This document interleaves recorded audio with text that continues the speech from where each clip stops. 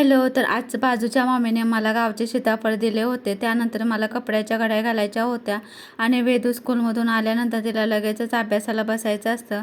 तर त्यानंतर हिचं असं काही चालू होतं. त्यानंतर ती अभ्यासाला बसली होती आणि मला जेवणही करायचं होतं. तर आज जेवण फारसं काही बनवायचं नव्हतं.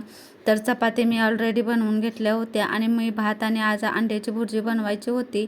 तर मी जेवण बनवून घेतलं होतं. त्यानंतर हे जे मी बीटरूट आणि आवळ्याचे आईस क्यूब बनवते होते तर ते संपले होते आणि आज मी कोथिंबीर ॲड करणार होते आणि फ्लेवरसाठी पुदिना ॲड केला होता.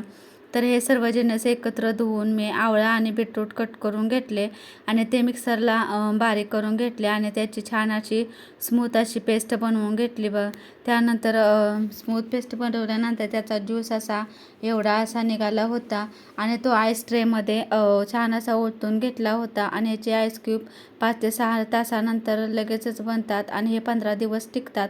तर तुम्ही हे नक्की ट्राय करा आणि व्हिडिओ आवडलास तर लाईक करा, सबस्क्राईब करा. चला तर मग बाय.